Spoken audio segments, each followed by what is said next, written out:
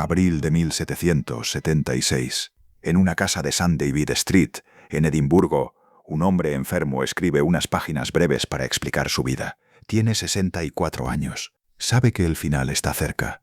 A su espalda quedan un libro que nació muerto de la imprenta, 2 universidades que le cerraron la puerta, una reputación de incrédulo, una celebridad tardía y una pregunta que todavía nos alcanza. ¿Qué vio David Hume en la mente humana para atreverse a tocar la religión, la moral, la libertad, el yo y la historia entera sin refugiarse en ninguna certeza cómoda?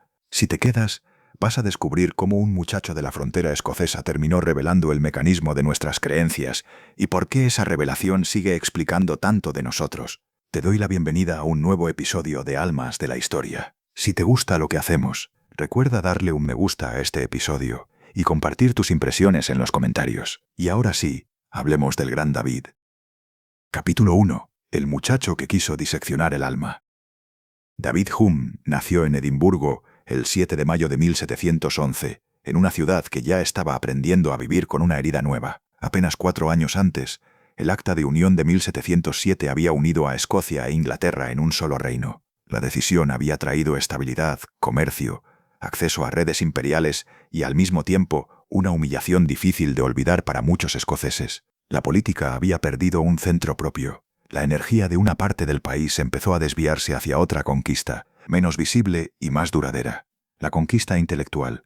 Su familia pertenecía a esa franja de la pequeña nobleza terrateniente escocesa que vivía con dignidad, memoria de linaje y recursos limitados. Su padre, Joseph David de Ninewells, era abogado y propietario de tierras en la frontera anglo-escocesa. Su madre, Catherine Falconer, procedía de una familia con conexiones jurídicas todavía más altas. El niño nació dentro de un mundo donde el derecho, la respetabilidad y el autocontrol formaban parte de la atmósfera. Nada anunciaba una vida bohemia, ni una rebeldía espectacular, ni un gesto juvenil destinado a romper con todo. Esa será una de las claves del personaje. David nunca entró en escena como incendiario. Se formó dentro del orden, aprendió su lengua, sus expectativas y su disciplina. Luego empezó a minarlas desde dentro. La primera grieta llegó pronto. Joseph David murió en 1713. Catherine quedó viuda con 3 hijos pequeños: John, el mayor; Catherine, la hija; y David, el menor. La madre rehizo entonces la casa alrededor de una sola prioridad: la educación. Algunos contemporáneos la recordaron como una mujer de méritos singulares. La frase tiene el tono correcto. No hacía falta convertirla en leyenda para entender su peso. La pérdida del padre dejó una ausencia material y una presión silenciosa. La familia debía conservar posición y forma. David, por ser el hijo menor, heredaría poco. Eso daba a la inteligencia un valor más duro. Después de la muerte del padre, la familia se trasladó a Ninewells, cerca de Berwick-upon-Tweed, en la frontera. Las fronteras suelen moldear temperamentos. Ninewells no era la gran ciudad ni el centro político. Era una propiedad rural razonable, suficientemente estable para mantener a la familia y suficientemente limitada para recordar cada día que el porvenir no estaba garantizado. Allí David recibió educación doméstica, leyó latín y griego, se habituó a la disciplina y empezó a crecer dentro de una extraña mezcla de contención y amplitud. Contención material, amplitud mental. Es fácil imaginar al muchacho rodeado de los clásicos antes de tener un lugar propio en el mundo. La Escocia, en la que ese niño aprendía a leer, vivía un momento singular. La vieja dureza presbiteriana seguía ahí. La religión conservaba autoridad moral, capacidad de vigilancia y prestigio social. También estaba ocurriendo otra cosa. Las universidades escocesas se movían con más rapidez que muchas instituciones inglesas. Circulaban Newton, Locke, Berkeley. El latín retrocedía en algunos espacios frente al inglés. Edimburgo empezaba a adquirir fama de ciudad donde se discutía en serio. No había todavía una ilustración escocesa en sentido pleno, pero ya había semillas. David creció justo a tiempo para verlas abrirse. La combinación era explosiva. Una cultura religiosa que exigía prudencia junto a un ambiente intelectual que premiaba la audacia. Ingresó en la Universidad de Edimburgo. En 1723 tenía 12 años. La edad sorprende al oído contemporáneo y resultaba bastante normal en la Escocia del siglo XVIII. La universidad era, al mismo tiempo, una prolongación de la formación clásica y una puerta hacia una modernización intelectual acelerada. Allí estudió lógica, retórica, lenguas, filosofía moral y autores antiguos, también respiró una atmósfera donde el método experimental y el empirismo iban ganando terreno. No salió convertido de inmediato en pensador revolucionario, pero sí salió con una ambición de forma. Había visto que el saber podía organizarse como una empresa grande. Podía tener método, alcance y arquitectura. El joven que más tarde intentaría escribir una ciencia completa del ser humano necesitaba primero ese horizonte. Su familia imaginó para él una carrera jurídica. Era lógico. El derecho ofrecía una vía honorable, familiar y comprensible. David intentó recorrerla. Esa tentativa dejó una de las frases autobiográficas más útiles para entenderlo. Años después, en su autobiografía, diría que descubrió un rechazo insuperable a todo lo que no fuera el estudio de la filosofía y el saber en general. Mientras su familia creía que estaba entregado a estudiar juristas, él devoraba en secreto a Cicerón y Virgilio. Nadie imagina todavía lo que están haciendo. Lo importante no es solo que prefiera la filosofía al derecho. Lo importante es la palabra secreto. La vocación de David arranca como una vida doble. Hay un detalle que se suele pasar de largo y conviene retener. Esa desobediencia no adopta la forma de rebeldía. David no se presenta como profeta, mártir ni héroe romántico. Estudia, lee, guarda silencio y acumula información. Esa forma de avanzar encaja muy bien con el personaje que será después, un escritor que rara vez alza la voz y aún así mueve el suelo bajo los pies del lector, un hombre de modales suaves que escribe páginas capaces de desarmar la metafísica, desproteger la religión y dejar a la razón sin el trono que ella misma se había construido. La vocación se volvió más nítida a medida que avanzaba la década de 1720. Según una tradición biográfica que ha circulado con fuerza, David ya había expresado a los 16 años el deseo de investigar el espíritu humano. Tal vez la frase tenga algo de formulación retrospectiva. Suena demasiado perfecta para un adolescente. El movimiento de fondo sí es creíble y está bien respaldado. En esos años quedó fijado el núcleo de su ambición. No quería solo leer filosofía, quería encontrar el principio de organización de la mente humana. Quería saber cómo pensamos, por qué creemos, qué hacemos cuando razonamos sobre nuestros pensamientos, qué es una pasión, qué es una costumbre, o qué valor tiene la razón cuando baja de las alturas y entra en la vida real. El joven David ya se encaminaba hacia la pregunta que dominaría su existencia. ¿Qué clase de animal es el ser humano cuando se observa a sí mismo con rigor? Esa ambición no tardó en pedir un precio. Entre 1729 y 1734, David atravesó la crisis más delicada de su juventud. La conocemos gracias a una carta redactada en 1734 y dirigida a un médico. El documento deja ver a un joven que habla como alguien que ha llevado la tensión interior hasta el cuerpo. Describe agotamiento, palpitaciones, manchas en las manos, salivación excesiva y una pérdida parcial del entusiasmo que había dado sentido a su vida. Los médicos de la época diagnosticaron algo llamado la enfermedad de los eruditos. La expresión tiene algo de caricatura médica antigua. También encierra una verdad precisa. El pensamiento puede desgastar. El estudio, cuando se convierte en obsesión sin cauce, puede enfermar. Conviene mirar esta crisis de cerca. Fue el punto donde su proyecto dejó de ser abstracto y se convirtió en experiencia corporal. David estaba intentando hacerse un lugar dentro de un orden familiar y social que no coincidía con lo que él deseaba pensar. Estaba sometiéndose a una disciplina de lectura muy intensa. Cargaba con la incertidumbre del hijo menor, con un futuro profesional poco claro y con una ambición filosófica que todavía no sabía cómo tomar forma pública. Todo eso se condensó en un estado de quiebre. Lo interesante es que David interpretó esa crisis como una advertencia de método. Si quería seguir adelante, tendría que reorganizar la vida entera alrededor del trabajo intelectual. No bastaría con estudiar mucho. Había que crear condiciones de existencia compatibles con esa empresa. El tratamiento que siguió parece hoy casi novelesco. Le recetaron ejercicio a caballo, píldoras antihistéricas y una pinta diaria de vino de Burdeos. Entre la medicina, la dieta y la fisiología del siglo XVIII, David fue recuperando cierta estabilidad. La mejor medicina, al final, llegó por otro sitio. Llegó cuando entendió que el problema estaba en la contradicción entre su vida real y su verdadera vocación. Todavía hizo un intento de acomodarse al mundo que se esperaba de él. En 1734 viajó a Bristol para trabajar en una casa comercial. Bristol era uno de los grandes puertos británicos, lleno de tráfico atlántico, dinero en circulación y oportunidades de carrera para un joven disciplinado. Pero la iniciativa le duró poco. Recordaría más tarde que aquel escenario era completamente inadecuado para su temperamento. La frase no necesita comentario. El comercio podía organizar un imperio, pero no podía organizar su alma. Aquellos meses en Bristol valieron, sobre todo, por lo que liquidaron.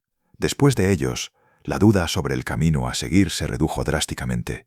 Si el mundo de los negocios le resultaba ajeno y el derecho le producía aversión, quedaba una sola vía: apostarlo todo a la vida del pensamiento. David tomó entonces la decisión más importante de su juventud.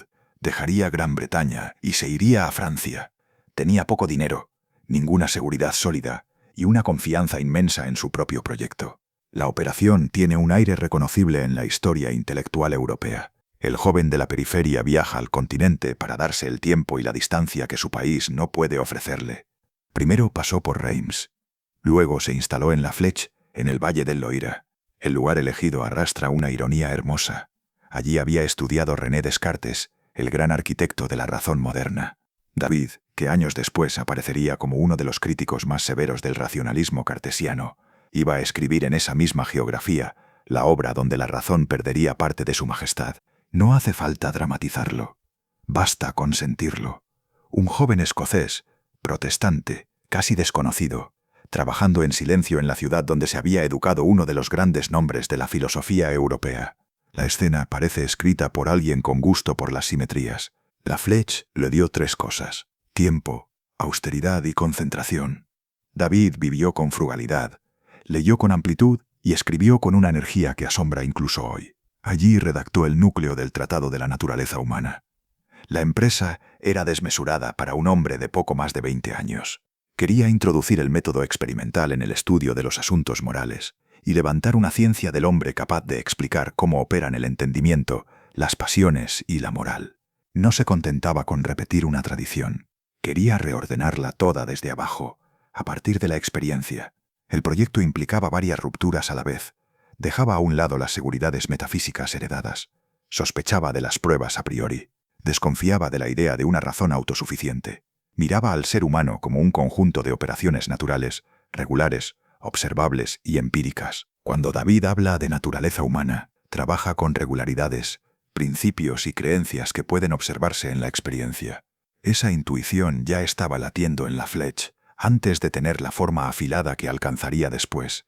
Conviene detenerse un momento en la magnitud de ese propósito. Estaba intentando encontrar para el mundo moral y mental algo semejante a lo que Newton había encontrado para el mundo físico: orden, principios y alcance explicativo. La diferencia era delicada y enorme. Allí donde otros buscaban sustancias, almas estables o facultades nobles, él quería examinar operaciones. Quería saber cómo enlaza la mente unas ideas con otras, cómo se forma una creencia, qué papel juegan costumbre, imaginación o pasión. En esa anatomía naciente ya se adivina el gesto que definirá su filosofía adulta: rebajar la pretensión de la razón y aumentar la precisión de la observación. También estaba ocurriendo otra cosa. David perfeccionó su francés, leyó a autores del continente y absorbió debates que iban más allá del horizonte estrictamente británico. La querella entre antiguos y modernos, la historia filosófica, la discusión sobre milagros, evidencia y testimonio, la literatura elegante francesa, todo eso fue entrando en su sensibilidad. Ese mundo de letras francesas y ese clima de debates reaparecerán más tarde en sus ensayos, en su visión histórica y hasta en su manera de pensar la religión. Era más que un muchacho escocés aislado escribiendo. Era un lector europeo en formación, reuniendo materiales para una obra que todavía no conocía bien sus propias consecuencias. A veces se habla del joven David como si hubiera escrito el Tratado de la Naturaleza de un solo impulso, llevado por una seguridad titánica. La imagen seduce y engaña. Había confianza, desde luego. También había prudencia, vacilación y trabajo material muy duro. Antes de que el libro existiera en su forma definitiva, hubo cortes, supresiones y miedos razonables. Cuando regresó a Londres, en el otoño de 1737, llevaba un manuscrito. En diciembre de 1737, David escribía a Henry Home, el futuro Lord Kamms, sobre algunos razonamientos acerca de los milagros que podían causar demasiado escándalo, y admitía que estaba castrando su obra antes de hacerla circular. La frase tiene fuerza bastante para quedarse sola en una habitación. A los 26 años ya sabía que su pensamiento podía herir sensibilidades, y ya sabía que publicar en el mundo británico exigía calcular el daño. Durante unos 18 meses pulió el texto y buscó editor. La escena cambia por completo. Ya no estamos en el Retiro francés. Estamos en la maquinaria editorial londinense, en el mundo de las negociaciones, las correcciones y los cálculos de oportunidad. El manuscrito debía convertirse en libro. El joven debía convertirse en autor. John Nowen aceptó finalmente publicarlo. Le pagó una suma modesta y se preparó una edición de 1000 ejemplares. En enero de 1739 aparecieron los 2 primeros volúmenes, un intento de introducir el método experimental de razonamiento en los temas morales, lo que había empezado en la sombra de Ninewells y se había tensado hasta la enfermedad en la juventud, estaba ya impreso. Se podía tocar, se podía abrir, se podía juzgar. David aún no lo sabía, o quizá lo intuía a medias, pero en ese momento estaba cruzando una frontera más arriesgada que la que separaba a Escocia de Inglaterra o Inglaterra de Francia. Cruzaba la frontera entre la vida imaginada y la vida pública.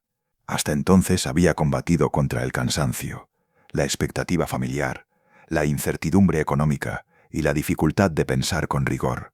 Ahora tendría que enfrentarse a algo menos noble y más imprevisible.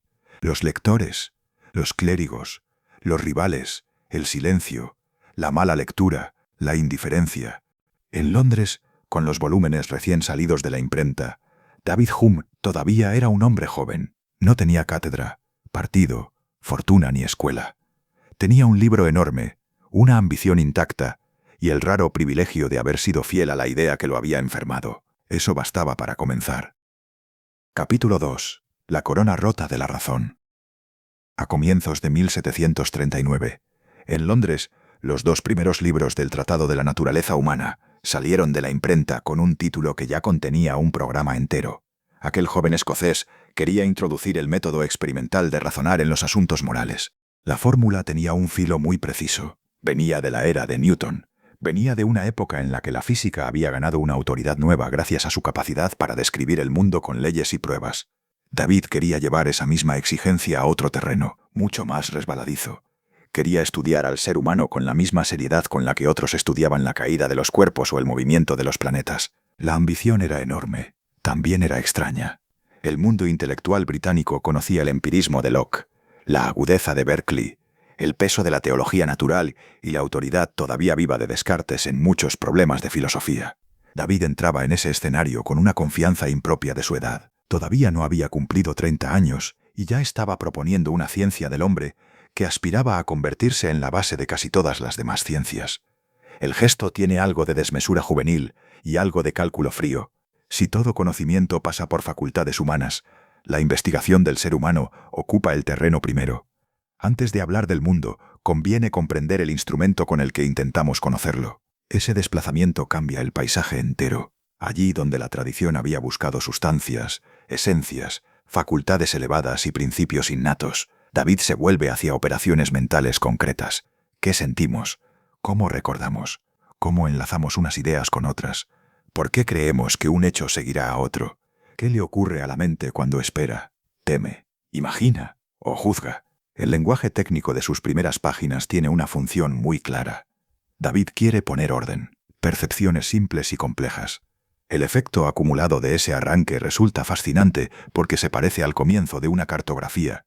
El alma deja de presentarse como un misterio venerable y empieza a aparecer un territorio que puede describirse. El primer gran movimiento del tratado consiste en someter la vida mental a una disciplina de observación. David distingue entre impresiones e ideas. Las impresiones llegan con una viveza mayor.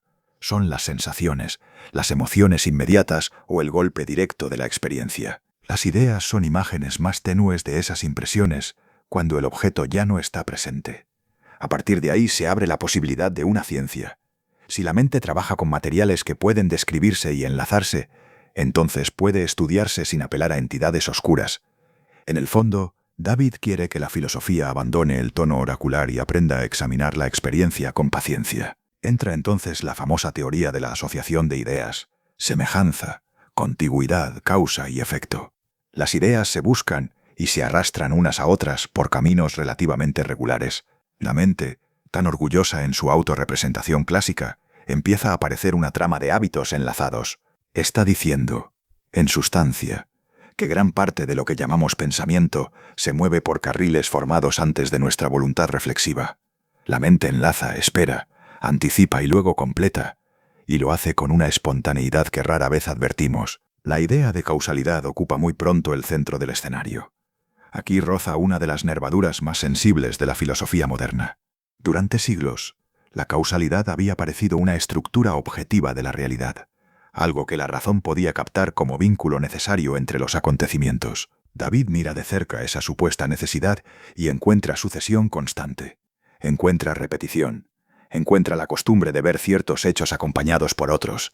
Encuentra, al final, una expectativa arraigada en la mente. Cuando decimos que una bola de billar empuja a otra, creemos estar viendo una fuerza clara, casi tangible. Él reduce la escena a lo que realmente aparece ante nosotros. Un movimiento, un contacto, otra bola que se desplaza. La necesidad no aparece a los ojos. La mente la proyecta a partir del hábito adquirido por repeticiones previas. Ese paso tiene un alcance enorme. Desplaza la necesidad desde las cosas hacia nuestras inferencias. También rebaja la dignidad heroica de la razón. Gran parte de nuestra vida cognitiva depende de un mecanismo que David llama costumbre o hábito. La expresión puede sonar modesta, pero ahí reside justamente su violencia. La razón, tan celebrada por los racionalistas, deja de ser un órgano soberano que penetra por sí mismo en la esencia del mundo. Empieza a parecer una facultad inserta en una criatura que vive, percibe, espera y se acostumbra antes de deducir. Descartes había defendido una facultad de razón capaz de certeza, claridad y derrota del escepticismo. David responde con una mente cuya confianza en el mundo nace de la costumbre, cuya relación con la causalidad es empírica y cuyo acceso a la realidad carece de transparencia total. La escena filosófica se vuelve entonces más incómoda y más humana. David conserva una exigencia muy alta de análisis. Su método invita a describir con precisión qué podemos afirmar y de qué modo lo afirmamos. Cuando seguimos una inferencia causal, el movimiento real de la mente viene antes que la justificación solemne que a veces inventamos después. Por eso la filosofía davidana produce una clase extraña de vértigo. Cuanto más se esfuerza por ser sobria, más profundamente desestabiliza. Hay otro hilo importante en estas páginas iniciales. David toma la teoría de las ideas heredada de la tradición empirista y la empuja hasta un extremo que deja al descubierto sus consecuencias más severas. El criterio según el cual toda idea significativa debe poder remitirse, en último término, a una impresión correspondiente, le sirve como una herramienta de limpieza. Cuando un filósofo introduce términos grandiosos y carece de la impresión de la que ese término procede, David sospecha que se ha construido una ficción verbal. Este procedimiento tiene el ritmo paciente del anatomista. Toma un concepto, lo abre, busca su origen, comprueba su consistencia. A veces el concepto sobrevive, a veces se deshace. El resultado general de esta primera parte del tratado es una imagen del conocimiento mucho más frágil de lo que la cultura ilustrada querría en algunos de sus momentos más triunfales. David descubre que la fragilidad de nuestras certezas no paraliza la vida. La vida sigue. Seguimos creyendo, esperando, infiriendo y actuando. El ser humano no vive suspendido hasta obtener pruebas perfectas.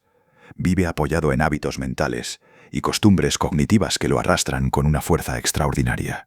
La lucidez davidana nace cuando entendemos que la firmeza con la que creemos muchas cosas no procede de una demostración soberana, sino de un mecanismo mental arraigado en la experiencia repetida. Aquí David deja de parecer un simple destructor y empieza a revelarse como un observador de la condición humana. Su filosofía arranca donde el orgullo teórico recibe un golpe y la vida ordinaria conserva, aún así, sus derechos. El segundo libro del tratado ensancha el campo y vuelve la apuesta todavía más peligrosa. David entra en las pasiones. Un mundo entero empieza a moverse. Orgullo, humildad, amor, odio, deseo, aversión. Aquello que tantas filosofías morales habían relegado a un plano inferior se instala en el centro. La razón deja de ser el motor principal de la acción y queda situada dentro de una vida afectiva mucho más amplia. Cuando David escriba que la razón es y debe ser esclava de las pasiones, la frase adquirirá con el tiempo un brillo casi proverbial. Su contexto es mucho más rico de lo que suele recordarse. David no está entregando al ser humano al caos, está describiendo un orden real. La razón compara, calcula, enlaza medios y fines. Los fines que mueven la existencia brotan de deseos, afectos, inclinaciones, temores y simpatías. Esta operación obliga a leer a David más allá del tópico del escepticismo destructor. La razón, en su filosofía, aparece naturalizada. Queda inscrita en una naturaleza humana que funciona por necesidades de la especie y por vínculos constantes entre vida mental y vida afectiva. David devuelve la razón a su lugar, y esa restitución tiene consecuencias morales de gran calado. Cuando el lector entra en estos capítulos sobre pasiones, siente que el tratado empieza a discutir qué clase de criatura somos. La cuestión es íntima. A la época le cuesta aceptar una filosofía que la obliga a admitir que sus decisiones, sus juicios y sus normas viven entretejidos con el tejido afectivo de la especie. La misma incomodidad crece cuando David aborda el problema de la libertad y la necesidad. El lenguaje de la época estaba saturado de disputas sobre libre albedrío, responsabilidad y providencia. Él entra en ese campo con la voluntad de desmontar errores de interpretación. David cree que gran parte de la controversia nace del uso ambiguo de las palabras libertad y necesidad. Si por necesidad entendemos una regularidad que nos lleva a inferir un efecto a partir de una causa, la acción humana se mueve dentro de ese marco igual que los demás acontecimientos de la naturaleza. Motivos, caracteres y acciones presentan conexiones estables. Desde ese punto de vista, la famosa libertad de indiferencia, entendida como una capacidad pura de comenzar un acto sin determinación alguna, resulta un espejismo. Este asunto toca una fibra muy sensible del orgullo humano. Gran parte de la cultura moral europea se había contado a sí misma que la dignidad del hombre exigía una libertad casi absoluta, separada de toda necesidad natural. David responde con una visión más sobria. La acción humana tiene causas. Los caracteres muestran regularidades. La vida moral no se destruye por ello. Al contrario, solo podemos elogiar, culpar, prever y juzgar, porque el comportamiento humano posee suficiente estabilidad como para hacerlo comprensible. La imagen clásica de un sujeto enteramente soberano se reduce. A cambio aparece un sujeto más reconocible, hecho de pasiones, costumbres, motivos y regularidades de conducta. El tercer libro del tratado, aparecido en 1740, lleva esta transformación hacia la moral y la sociedad. David ya no está simplemente explicando cómo se forman nuestras creencias ni cómo actúan nuestras pasiones. Está mostrando de dónde surge el mundo moral. La pregunta cambia de tono y gana cercanía. ¿Por qué llamamos virtud a ciertas cualidades y vicio a otras? ¿Qué hace que una regla de justicia nos importe? ¿De dónde sale el sentido del mérito, de la utilidad o de la benevolencia? Aquí vuelve a apartarse de las éticas que derivaban la moral de mandatos abstractos, intuiciones racionales o fundamentos teológicos colocados fuera de la experiencia ordinaria.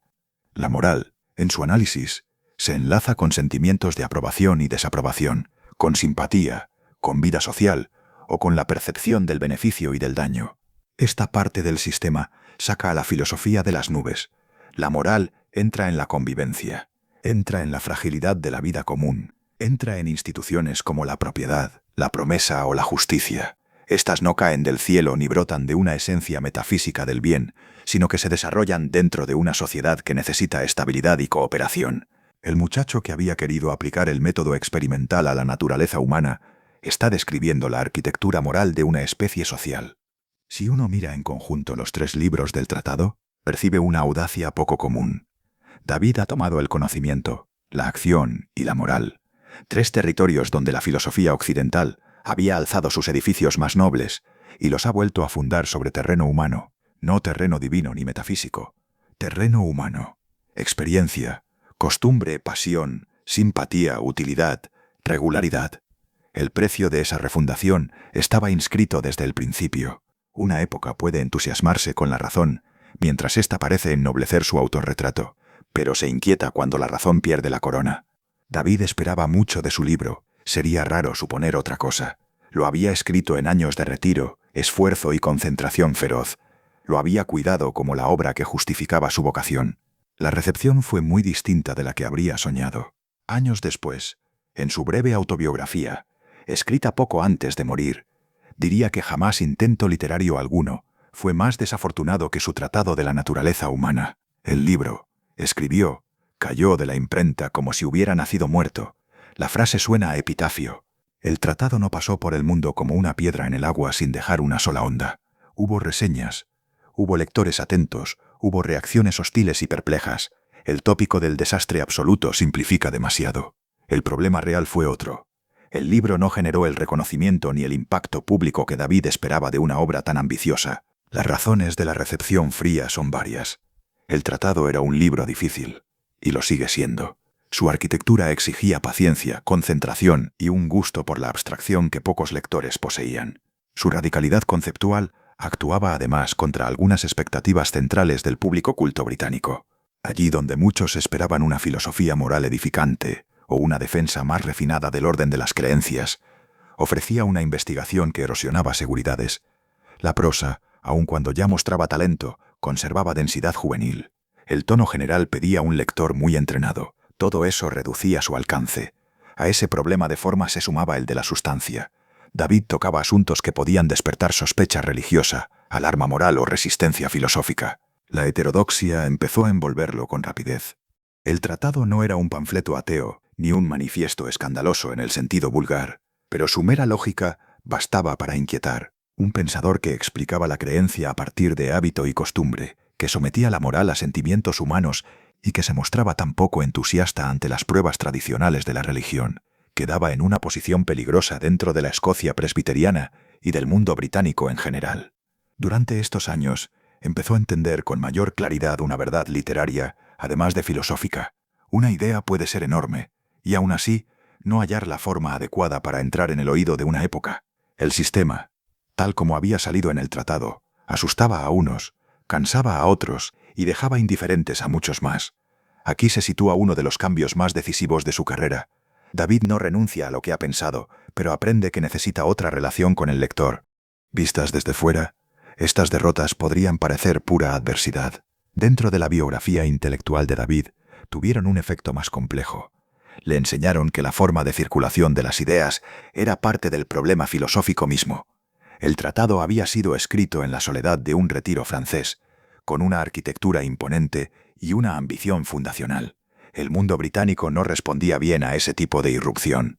El nuevo David, el que comienza a gestarse en esta década, entenderá que una filosofía capaz de intervenir de verdad en su tiempo necesita otras modulaciones. No debemos pensar que abandona la filosofía después del tratado. Cambia de clase de filosofía, o, mejor dicho, cambia de modo de ejercerla. El joven constructor de sistemas empieza a convertirse en un escritor que sabe distribuir sus intuiciones en géneros diversos: ensayo, discurso político, investigación filosófica e historia.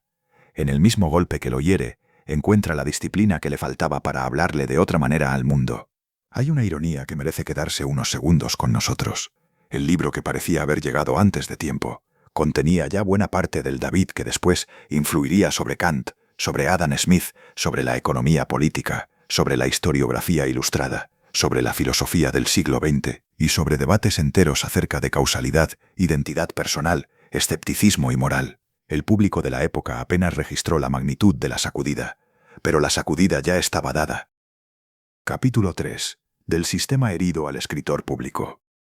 En 1741, David hizo algo que decide buena parte de su destino. Publicó un volumen de ensayos morales y políticos. Un año después, apareció un segundo volumen. El gesto marca la entrada de David en un territorio que el tratado apenas había rozado, el territorio del lector real. Ya no estamos ante un sistema vasto de marcha lenta, escrito para un público muy entrenado y muy escaso. Estamos ante piezas más breves y más elegantes, capaces de circular en un mundo de clubes, cafés, mesas de conversación y lectores cultos que no querían sentarse a escalar un edificio entero para captar una sola idea. La diferencia de género importa mucho. En la Gran Bretaña del siglo XVIII, el ensayo era una de las formas privilegiadas de la vida civilizada. David comprendió que allí podía hacer algo decisivo. Podía mantener el filo intelectual y al mismo tiempo entrar en la conversación de su siglo. Los títulos de aquellos primeros ensayos muestran bien el movimiento.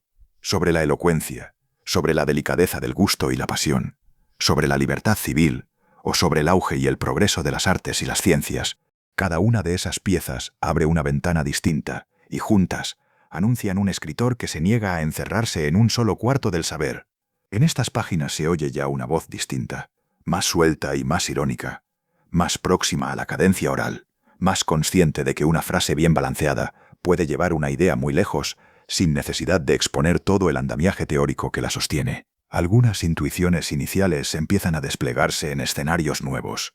El problema de la naturaleza humana, que en el tratado había sido abordado principalmente a través del entendimiento, las pasiones y la moral, empieza a desplazarse hacia la historia de las costumbres, la vida comercial, la conversación pulida, el desarrollo de las artes y el examen de los marcos sociales donde actúan los individuos. Conserva el hábito de mirar por debajo de las apariencias, pero ahora aplica esa costumbre a otras superficies, no solo a la creencia, también a la civilización. Ahí está ocurriendo una de las claves del personaje. El David ensayista empieza a sonar como alguien que piensa en compañía. La prosa ya no avanza a golpe de martillo, como en algunos tramos del tratado, sino a través de curvas más finas. Hay observación psicológica, hay cultura histórica, hay elegancia social, hay incluso un placer visible en la forma. Ese placer es parte del argumento. David va conquistando ese tono en estos años, y con él conquista también un espacio de autoridad que el primer libro le había negado. Mientras su prosa se aligera, su vida práctica se vuelve más dura. En 1744 intentó obtener la cátedra de filosofía moral en la Universidad de Edimburgo. El episodio importa por lo que revela sobre Escocia y sobre él. El país que alimentaba la vida intelectual más vibrante del norte británico seguía siendo un país donde el clero podía movilizar un veto poderoso. Las sospechas contra David ya circulaban. El autor del tratado aparecía a ojos de muchos como un pensador peligroso, moralmente resbaladizo y religiosamente dudoso. La candidatura no prosperó. Aquella derrota fue una señal pública de que la brillantez intelectual y la respetabilidad social no iban a caminar juntas en su caso. David respondió con una mezcla muy suya de firmeza y compostura. El texto conocido como Carta de un caballero a su amigo en Edimburgo defendió su nombre frente a acusaciones de irreligión y corrupción moral. La operación muestra el tipo de batalla que le tocó librar. No era solo una discusión de doctrina, era una lucha por la credibilidad pública de su figura. David tenía que impedir que la máscara del impío absorbiera al escritor entero.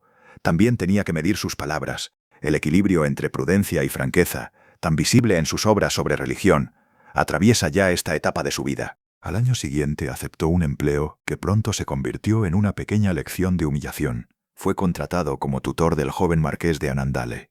El puesto podía darle ingresos y cierta estabilidad. También lo introducía en una estructura de dependencia aristocrática muy ajena a su temperamento.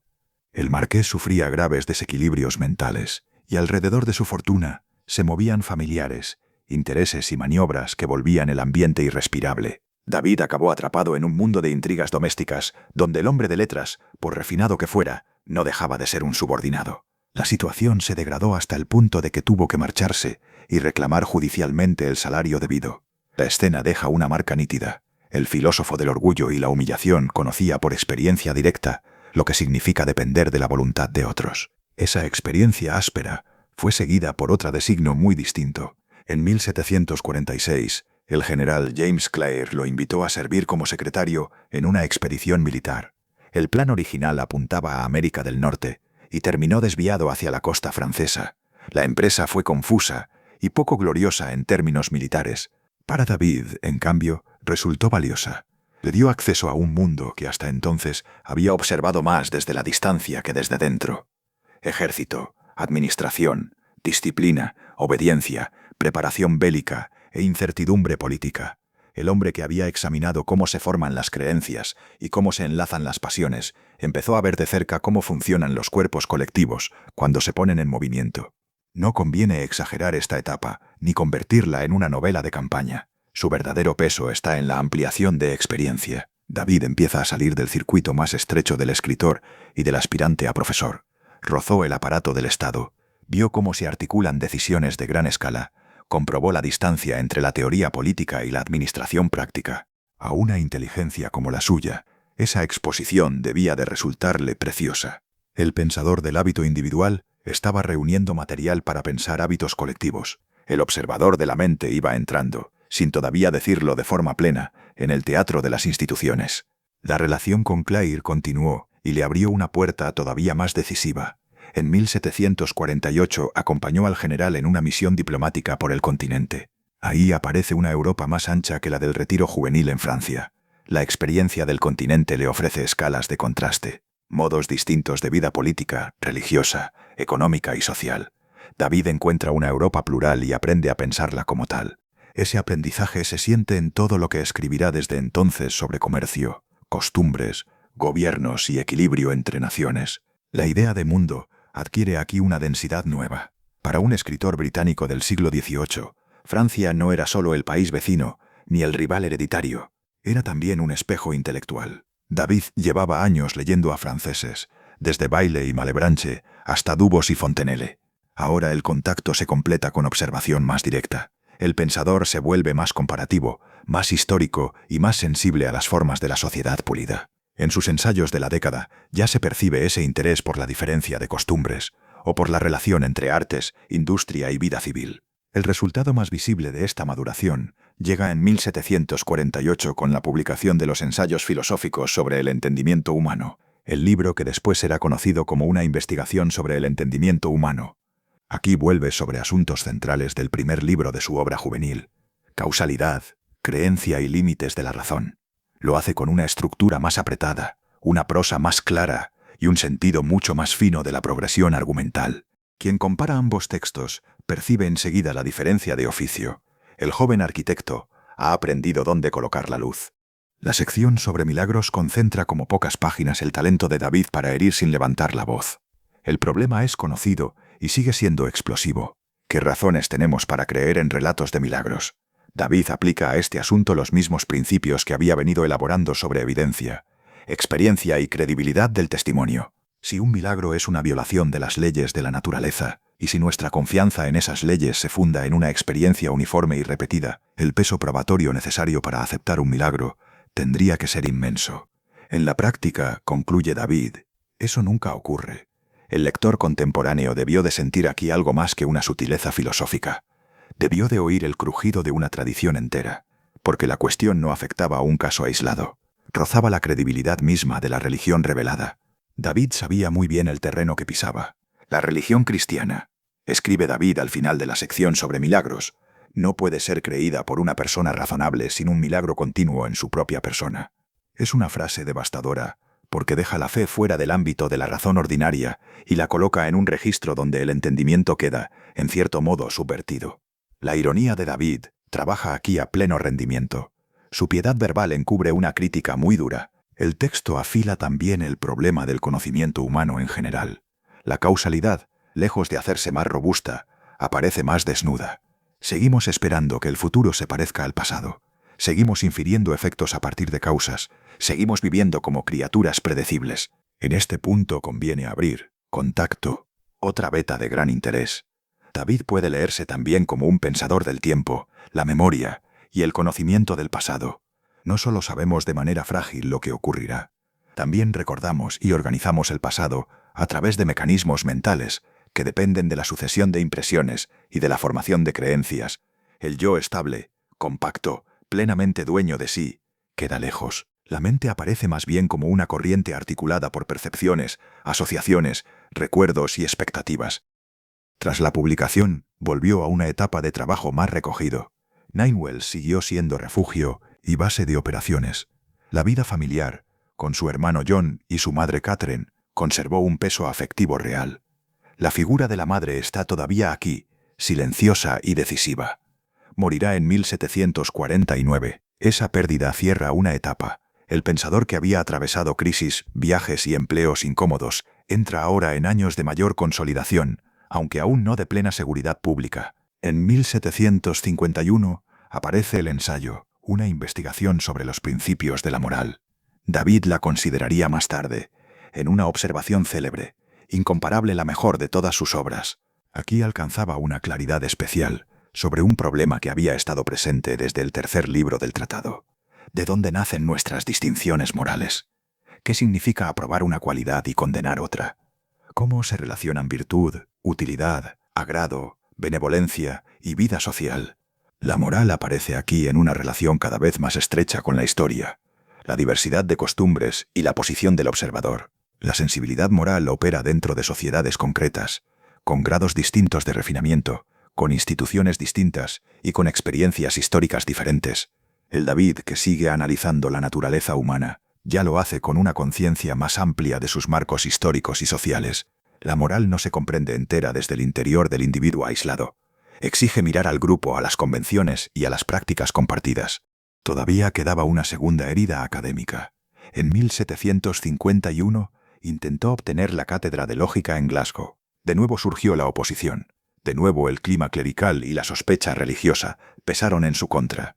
El episodio confirma algo que ya estaba claro. El lugar institucional del filósofo escéptico dentro de la Universidad Escocesa seguía siendo precario.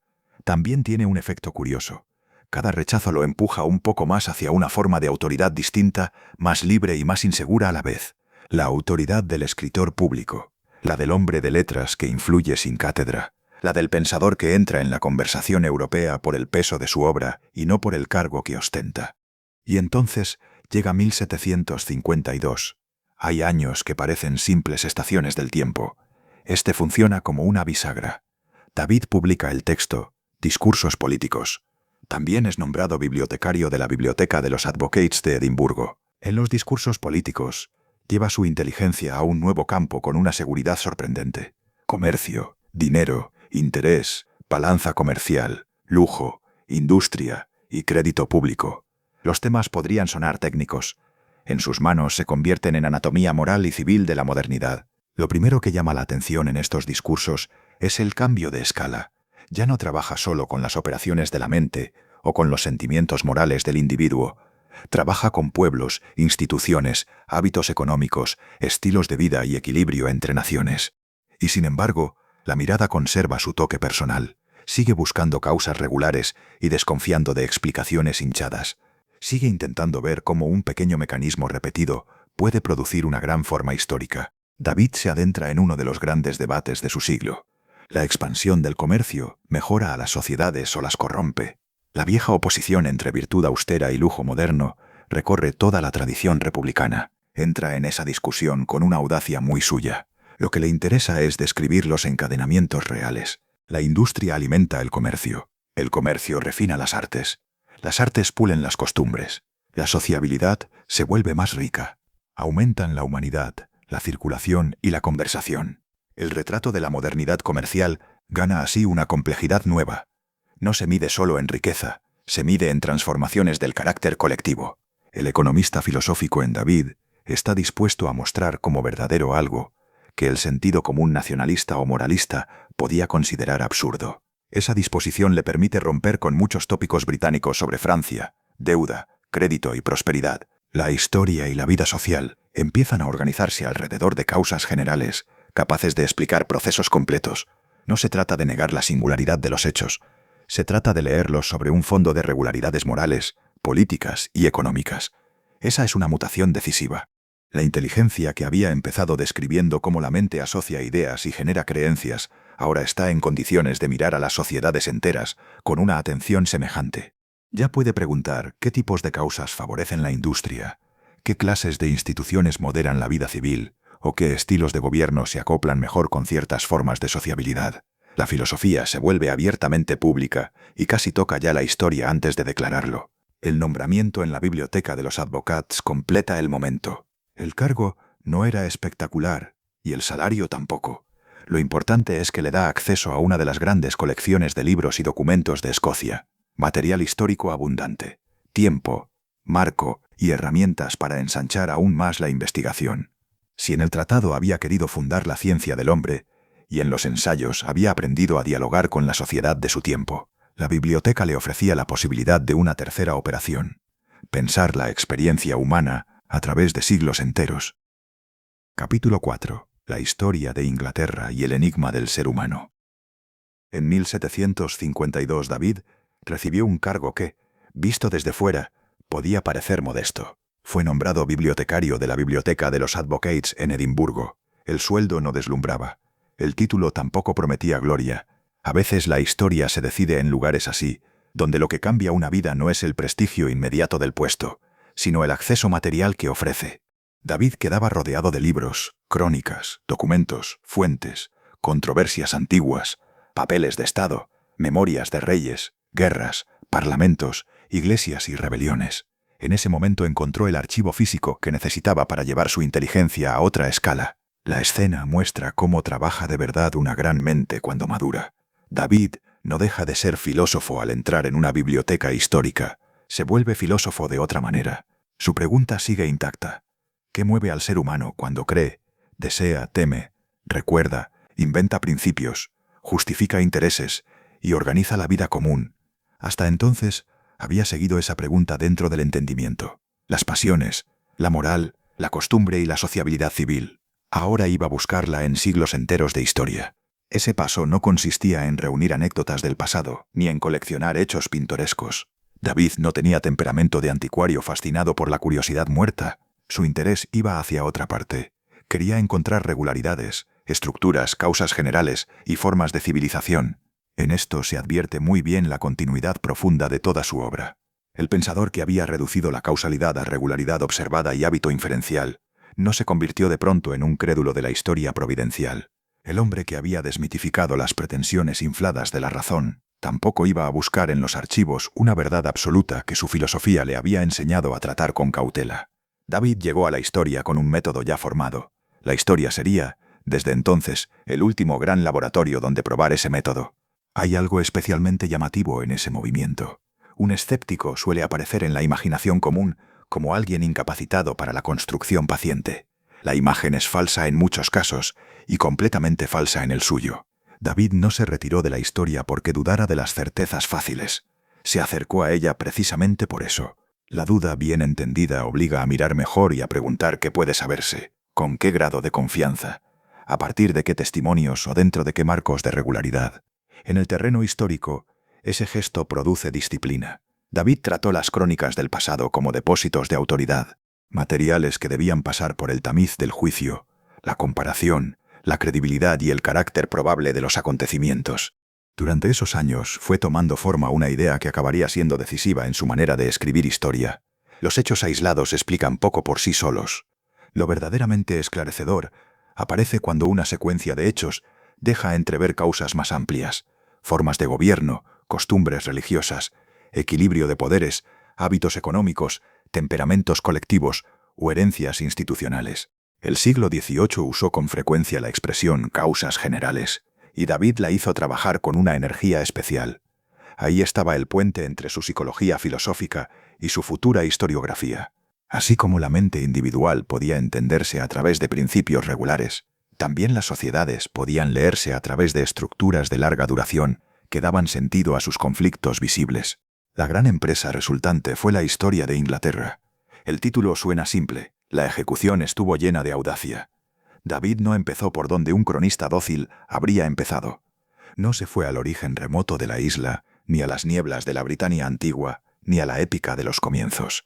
Arrancó donde todavía ardía la pólvora de la discusión política. Empezó por los Estuardo. La decisión es magistral desde el punto de vista narrativo y muy reveladora desde el punto de vista intelectual. El siglo XVII inglés seguía siendo un campo minado en la memoria pública británica. Allí estaban la guerra civil, el regicidio de Carlos I, Cromwell, la República, la Restauración, las disputas entre corona y parlamento, la religión convertida en fuerza de guerra, o la Revolución de 1688, para una sociedad británica que todavía discutía legitimidad, libertad, equilibrio constitucional y confesión religiosa. Aquellos episodios no eran pasado muerto, seguían siendo presente polémico. David lo entendió perfectamente. Quiso entrar por el lugar donde la historia conservaba temperatura. El primer volumen apareció en 1754 y cubría los reinados de Jaime I y Carlos I. La recepción fue intensa y muy dividida. Los Whigs, esa facción política que defendía la supremacía del Parlamento frente a la monarquía, el liberalismo y la tolerancia religiosa limitada para protestantes disidentes, lo miraron con hostilidad por considerar que su trato hacia los Estuardo resultaba demasiado comprensivo. Los Tories, el partido más conservador, aunque menos indignados, tampoco quedaron del todo satisfechos. David había entrado en uno de esos terrenos donde la ecuanimidad rara vez recibe aplausos inmediatos. Había intentado juzgar la guerra civil y la caída de la monarquía con una mezcla poco frecuente de distancia filosófica, sensibilidad por el contexto y desconfianza hacia las santificaciones partidistas. Ese esfuerzo tuvo un precio, también tuvo un efecto profundo. La gente leyó. Ahí se produce una de las grandes ironías de su vida. El autor del Tratado de la Naturaleza Humana, casi ignorado en su primer gran movimiento filosófico, empieza a encontrar una audiencia masiva cuando escribe historia. La voz que había chocado contra el silencio entra ahora en el espacio público por una puerta inesperada. Lo hace gracias a que ha encontrado una forma donde inteligencia, amplitud narrativa y sensibilidad histórica pueden trabajar juntas. En 1757 publicó el siguiente gran tramo, dedicado a Carlos II y Jaime II. 2 años después, llegaron los Tudor en 2 volúmenes. y en 1762 aparecieron los 2 volúmenes, que retrocedían hasta la Britania romana y culminaban en 1485. David escribió Inglaterra hacia atrás. Primero el incendio reciente, luego las capas anteriores, después el fondo más remoto. El resultado tenía una fuerza muy especial. El lector empezaba por la zona donde su propia identidad política todavía estaba comprometida, y a medida que retrocedía, iba encontrando el pasado más antiguo bajo la luz nueva que le había dado el conflicto moderno. Esa forma de componer la historia dice mucho sobre David. No cree en un pasado inmóvil que espera ser recogido intacto por el historiador. Sabe que toda lectura histórica parte de un punto de observación. El presente pesa. Las preguntas del presente deciden en parte qué zonas del pasado se iluminan primero. Su método vuelve consciente esa condición. Empieza donde sabe que el lector siente la tensión, y desde ahí reordena el resto. La historia de Inglaterra le dio por fin lo que el tratado no le había dado: lectores abundantes, dinero y fama. La obra se convirtió en un éxito sostenido. Fue leída en Gran Bretaña, en Francia y en otras partes de Europa. David empezó a ganar bien, a corregir ediciones, a pulir su prosa histórica y a ejercer una autoridad intelectual que ya no dependía de una cátedra imposible. La Universidad Escocesa le había cerrado sus puertas en más de una ocasión. La República de las Letras, el mercado editorial y la opinión culta europea acabaron construyéndole otro trono. Su historia no gustó a todos. Jamás podía gustar a todos. Había demasiado en juego. El pasado inglés seguía siendo un campo de batalla moral y político, pero David se había convertido en un historiador imposible de ignorar. El hombre sospechoso de irreligión era también un narrador de reyes, parlamentos, conspiraciones y revoluciones. El escéptico, al final, estaba enseñando a una nación a leerse a sí misma. Hay que decir algo importante sobre la textura de esa historia.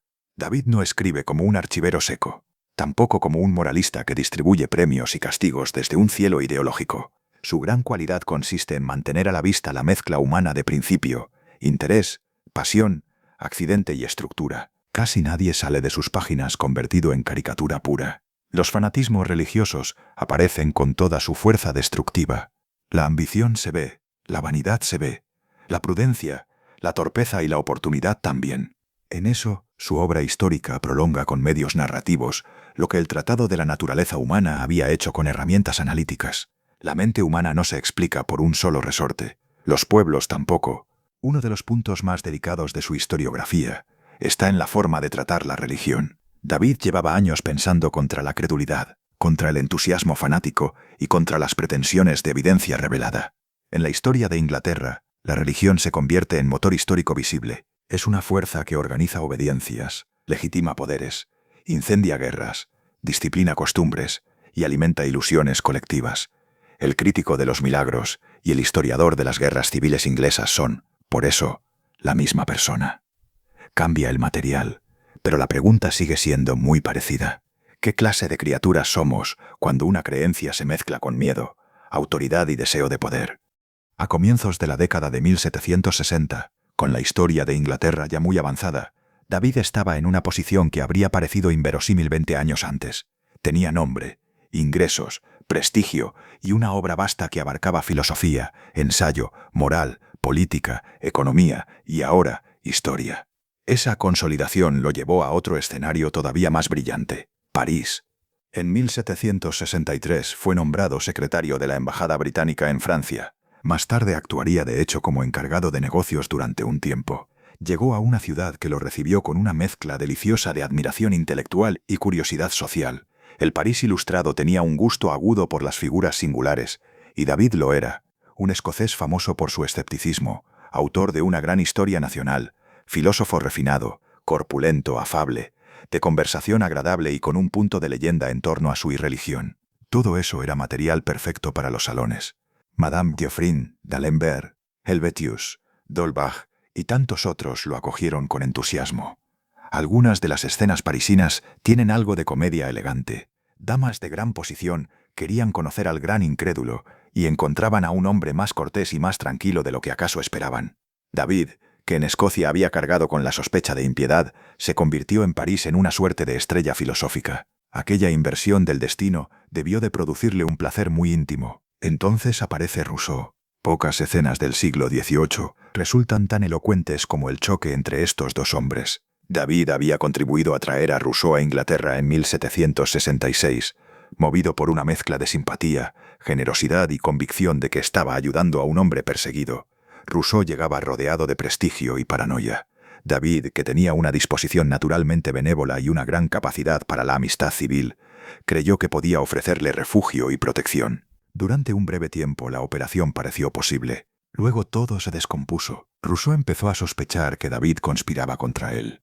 Vio trampas, humillaciones secretas y dobles intenciones. David pasó de benefactor a enemigo imaginario. La correspondencia se volvió tensa, luego agria y luego casi irrespirable. Al final el conflicto salió a la luz pública y adquirió proporciones europeas. Fue una desgracia personal y, al mismo tiempo, una escena de un valor simbólico extraordinario. Allí chocaban dos sensibilidades del siglo. Rousseau encarnaba la herida subjetiva, la teatralidad del yo perseguido y la intensidad moral llevada al borde de la combustión. David encarnaba una forma más contenida, escéptica, sociable y cortés de inteligencia. Uno convierte casi todo agravio en drama del alma. El otro intenta sostenerse dentro de la compostura, hasta que también se siente agraviado. El episodio devuelve al personaje una vulnerabilidad muy humana en medio de la celebridad. David no era una máquina serena impermeable al daño. La disputa con Rousseau lo afectó mucho, lo irritó, lo entristeció y lo puso a la defensiva. La imagen del filósofo tranquilo se agrietó, y esa grieta lo hace más verdadero. Detrás del analista de la naturaleza humana seguía habiendo un hombre que sufría la injuria, el malentendido y la exposición pública. También hay algo filosófico en el fondo de esta historia. David había dedicado parte de su obra a examinar la simpatía, el orgullo, la humillación, la opinión de los otros y la inestabilidad del juicio humano. En el conflicto con Rousseau se vio a sí mismo dentro de uno de esos mecanismos. Después de su etapa parisina, regresó a Gran Bretaña y entre 1767 y 1768 ocupó el cargo de subsecretario de Estado para el Departamento del Norte. A estas alturas, David ya conocía muy bien los resortes de la vida pública. Había sido secretario militar, diplomático, historiador del poder y observador de las pasiones nacionales. Esta última participación gubernamental redondea la figura del personaje. Incluso cuando escribía sobre principios generales, lo hacía con una experiencia creciente del funcionamiento concreto de las instituciones. En 1769 regresó definitivamente a Edimburgo. Ahí se instala el último David, ya célebre, acomodado, sociable y muy querido por muchos de sus amigos. Se entregó a revisar sus obras, a disfrutar de la conversación y a vivir con una mezcla de dignidad y ligereza que impresionó mucho a sus contemporáneos. Adam Smith, que lo admiraba profundamente, dejaría uno de los retratos más famosos de esa etapa final. David le parecía el hombre que más se había acercado a la idea de una sabiduría y una virtud completas permitidas por la fragilidad humana. La frase no carece de afecto idealizador, desde luego, pero tiene también un peso real. David había llegado a una forma de equilibrio rara, construida después de décadas de trabajo, controversia y disciplina interior. En la primavera de 1775 comenzaron los síntomas de la enfermedad que lo llevaría a la muerte. La tradición médica posterior ha hablado a menudo de un cáncer intestinal, aunque el diagnóstico preciso, como ocurre con tantos casos antiguos, pertenece más al terreno de la probabilidad que al de la certeza total. Lo importante para la escena final es otra cosa. David supo pronto que su enfermedad era grave, y su comportamiento impresionó mucho por la calma sostenida con que la afrontó. En abril de 1776, escribió My Own Life. El texto es brevísimo, precisamente por eso resulta tan revelador. Después de una vida entera dedicada a la explicación, a la elaboración paciente y al análisis de mecanismos complejos, David se retrata en muy pocas páginas. Habla de su nacimiento, de sus estudios, de su fracaso inicial, de sus libros, de su carrera, de su temperamento, de su economía doméstica, de su salud y de su proximidad a la muerte, con un tono sorprendentemente limpio. No hay en esas páginas teatralidad melodramática, no hay lamentación grandiosa, no hay ansiedad por fijar una imagen sublime del moribundo. Hay medida. Ese tono importa casi tanto como el contenido. David se presenta como alguien de temperamento suave, dominado por el humor alegre y social, con gran dominio sobre su carácter y con una disposición poco propensa al odio. Es un autorretrato y, como todos los autorretratos, tiene algo de composición interesada. Aún así, respira verdad. Quienes lo trataron de cerca, incluso quienes disentían de su filosofía, confirmaban a menudo la mezcla de afabilidad, paciencia, compostura y gusto por la conversación que él mismo describe. La serenidad final de David resulta filosóficamente conmovedora. Él nunca prometió certezas últimas capaces de salvar a la mente del temblor. Nunca ofreció un fundamento eterno donde reposar sin resto.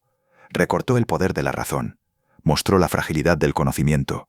Redujo la necesidad causal a hábito inferencial. Cuestionó la solidez del yo. Puso la religión revelada bajo una luz muy dura. Y sin embargo, no terminó en una oscuridad invivible. Terminó en una lucidez habitable. Ahí está, tal vez, la lección más profunda de toda su vida. David no quiso rebajar al ser humano por crueldad ni por gusto de demolición. Quiso colocarlo en su verdadera escala. Quiso mostrar que vivimos por costumbre, pasión, imaginación, memoria, sociabilidad, interés, conversación, sentido moral e historia mucho antes de poder refugiarnos en sistemas absolutos. Esa visión puede parecer al principio una amputación. Al final se revela como una forma de honestidad. Y esa honestidad, en su caso, no impide la cordialidad, el afecto, la ironía ni el gusto por la vida. Cuando murió el 25 de agosto de 1776 en Edimburgo, dejaba tras de sí una obra que había empezado en la soledad obstinada de un joven casi desconocido y terminaba explicando la modernidad desde varios ángulos a la vez. La mente, la moral, la religión, el comercio, la política, la historia. Nada de eso aparecía ya separado en compartimentos herméticos.